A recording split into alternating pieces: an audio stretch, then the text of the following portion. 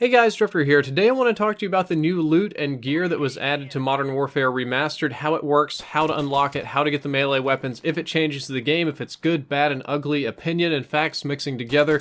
I hope you're ready for this because it's going to be a hell of a video, and what you're watching right now is Gun Game on Winter Crash. It's one of my better gun games, very close on this one.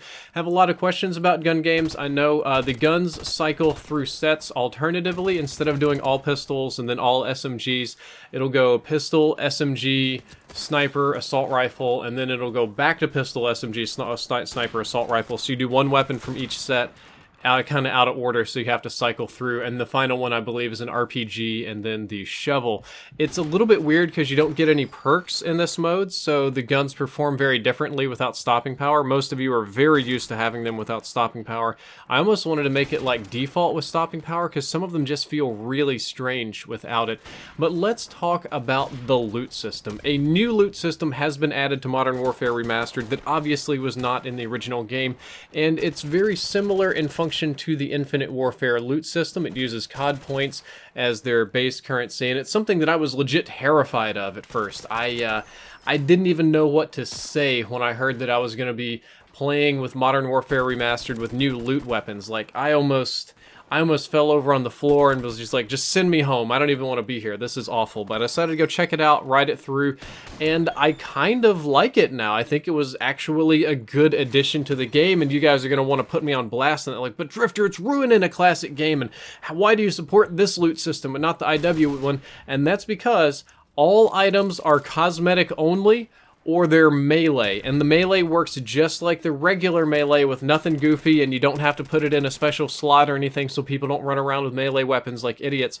Every single item in the game is purely cosmetic, and the melee weapons you just click melee just like normal, and it melees same damage range, all that sort of stuff, so that doesn't screw up anything. And I talked to the developers at Raven, and they all said that they don't want to add bullet guns, and they don't want to mess up the base balance of the game. They're going to be very, very careful with it, and as long as they stay true to that and stick with cosmetic items, that's totally fine, because gun camos are fine.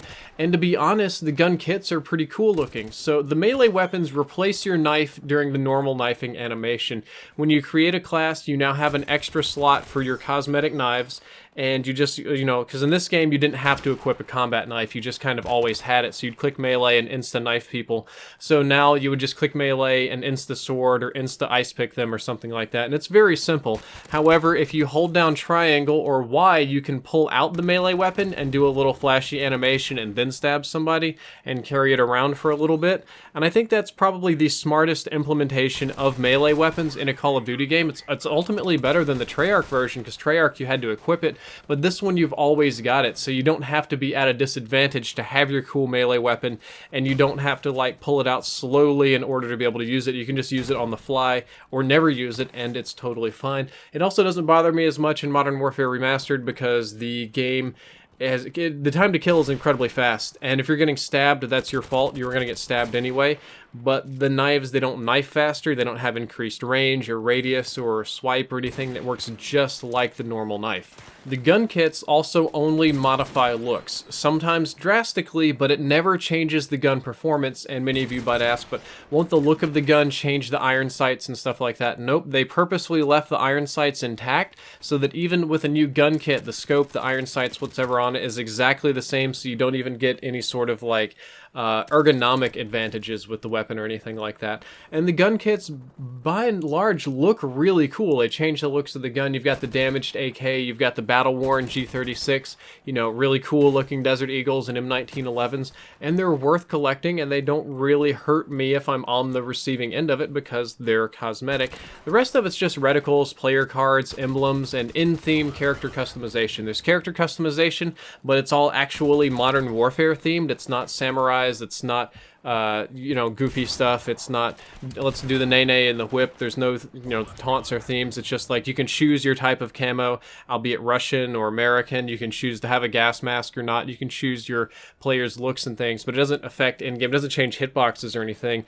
And I have no issues with games that have cosmetic loot. I spend money on cosmetic loot for Overwatch and a little bit on Battlefield because I want to get it, and I'm okay with that. What I really don't like is when games add items that affect the balance in loot, which is why I didn't like it in Infinite Warfare or Black Ops 3 or Advanced Warfare for that matter. And the melee weapons, you might see some people running around with them, but I don't think it's going to be nearly as common as it is in Black Ops 3 because you don't have to. You can just kind of always have it with you. So how it works is there are 3 currencies, much like Infinite Warfare. You have COD points as your base currency, and this should carry over from Black Ops 3 and IW. It's like one unified currency now. And you use this to buy supply drops, either rare or common, and of course rare gives you more stuff and more of the other currencies. The next currency is a currency very much so like crypto keys from Black Ops 3 and Infinite Warfare. It's got a different name in this game, but it functions the same. You save up 10 or 30 of them and use them to get common or rare supply drops which have items in them. If an item pops up in your supply drop, you get it forever. If it's a duplicate, you get a little bit of scrap back, and they have a currency again with a different name, but it's essentially the same as scrap from Infinite Warfare, and you use this for unlocking specific items. So it's basically like if Infinite Warfare's was only cosmetic, and you kind of work up through tiers and groups to get to the melee weapons. So the gun kits you can just unlock on your own. Most of the camos and stuff, you can pick them out individually, but in order to get a melee weapon, you have to complete a collection, is what they'll call. So it'll be like the Arctic Warfare collection, right? And it'll be all of their snow camos and their snow camouflage jacket that you put on your guy and your Russian soldier. And once you get all 6 of those items, then it will unlock for you the ice pick melee weapon because it fits that theme. To get the beer bottle, I think that one is actually unlocked on its own randomly, or to get something kind of like the hammer, you get all of the goofy animal cards or whatever, and it's just a collection, and once you get that collection, you get the melee weapon. So in order to purchase the melee weapon, you'd need enough scrap to unlock a couple of emblems and a couple of camos, and then the melee weapon will become available. At the time of recording this video, I have no idea what the prices are, so I got to play this on a developer unit that just had everything unlocked and good to go from the beginning, so I don't know. I don't imagine it'll be terribly cheap, but it is something you can grind for and work for directly to get those melee weapons, and there's no like intermediate steps or no disadvantage to saving because again, it's cosmetic only. Another good thing about the cosmetics is I think that they all look good and they fit the theme of the game. We have no lasers, we have no whip and nay-nay, we have no goofy stuff, we have no flipping people off. It's all actual, it's mostly stuff from the campaign or from Modern Warfare 2 that fits into the story, like the ice pick or the hammer or some of the gun kits, like a damaged, like you could have a damaged AK, or you could have a more modern version of a sniper rifle and something like that. So there's no goofy stuff yet. But this puts Modern Warfare Remastered on the slippery slope, as I would say, and I've had to say this 3 times, 3 years in a row now, and it's like, fool me once, shame on you, fool me twice, shame on me. Hopefully this isn't fool me 4 times, because 3 years in a row the loot systems were advertised as less important than they were, and they changed over time. So we first got it in Advanced Warfare, as you all know, where you just got supply drops, and you got them by time played, and yes, they had variants that you would get that did change the gameplay, and I wasn't a big fan of that, but it was okay because it was based on time played. It was like unlocks kind of, but then they changed it to where you could pay for them, and people didn't like that. So then we moved to Black Ops 3, and Black Ops 3 starts out cosmetic only, but then we start putting actual bullet and like game-changing weapons in the game, and the melee weapon play got a little bit crazy, but that wasn't too annoying because I kill most of the melee people anyway. And then we hit Infinite Warfare, and we know they're okay. It's not cosmetic only, and yes, they're going to be paid, but at least we have this currency to unlock them as we progress, right? But you earn the currency very, very slowly, so it's not as simple as we thought, therefore encouraging people to spend more money.